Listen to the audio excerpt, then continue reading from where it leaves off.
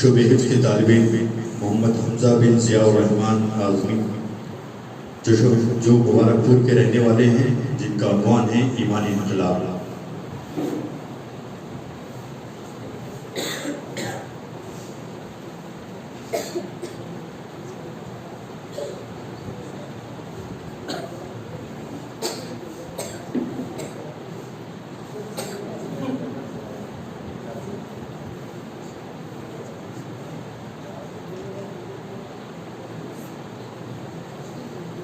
السلام علیکم ورحمۃ اللہ وبرکاتہ۔ وعلیکم السلام ورحمۃ اللہ وبرکاتہ۔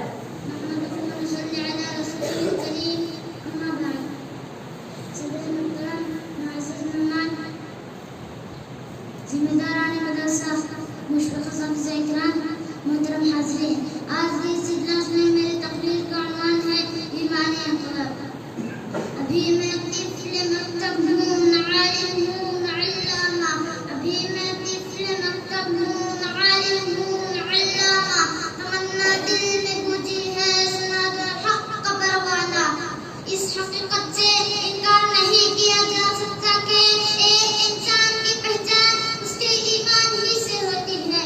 ایمان ہی وہ چیز ہے جو انسان کو تمام حیوانات سے ممتاز کراتی ہے۔ جب انسان اللہ تعالیٰ پر ایمان لا کر اس کے عہد و فضل کو پورا کرنے کی جد و جہد کرتا ہے تو اللہ تعالیٰ ان کی زندگیوں کو بدل کر رکھ دیتا ہے، ان کے فکر و خیالات میں خوشنما تبدیلی پیدا کرتا ہے۔ یاد کرو مکہ کی تاریخ کو، نبی صلی اللہ علیہ وسلم کی بعثت سے پہلے مکہ کے اندر زناکاری، بدکاری، سودخوری، یہاں تک کہ لڑکیوں کو زندہ درگور کر دیا جاتا تھا۔ مسلمانوں کی تاریخ گواہ ہے، جب تک ان کے دلوں میں ایمان کی محبت تھی، اس زمانے میں سرفراز تھے، صاحب عروج تھے، مگر جب مسلمانوں کی زوال کی کہانی شروع ہو گئی، یاد کرو صحابہ کرام کی زندگیوں کو، ہمارے اسلاف کی زندگیوں کو، جنہوں نے دنیا والوں کے سامنے ایمانی انقلاب کی وہ نشانی چھوڑی ہے جو دلوں کو جھنجھوڑ کر رکھ دیتی ہے۔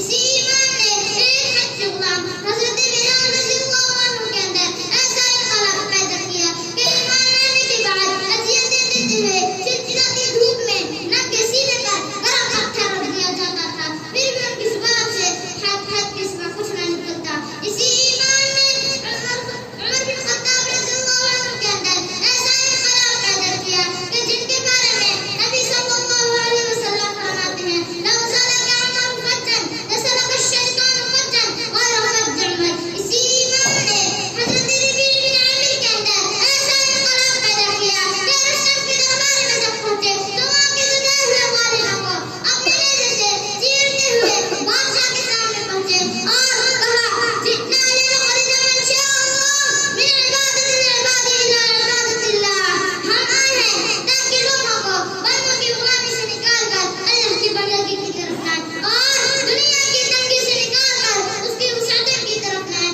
دنیا کے مختلف اختیار کے ظلم سے نکال کر انصاف کی طرف لائیں۔ محترم حضرات، وہی ایمانی انقلاب جو انسان کو اندر سے بدل کر رکھ دیتا ہے، مگر بڑے افسوس کی بات ہے کہ آج ہماری زندگی میں غیرت کا فقدان پایا جاتا ہے۔ جبکہ ہم اپنے معاشرے پر نظر ڈالتے ہیں تو یہ بات واضح ہو جاتی ہے کہ ہماری زندگی میں دور دور تک ایمانی انقلاب دیکھنے کو نہیں ملتا۔ ضرورت اس بات کی ہے کہ ہم حکم اللہ کہنے کے ساتھ ساتھ اس کے تقاضوں کو پورا کریں۔ آخر میں اللہ تعالیٰ سے دعا کہ اللہ تعالیٰ ہم لوگوں کے اندر ایمانی انقلاب پیدا کرے۔ آمین۔ واقع تعالیٰ الحمد للہ۔ السلام علیکم۔ بارک اللہ فیک۔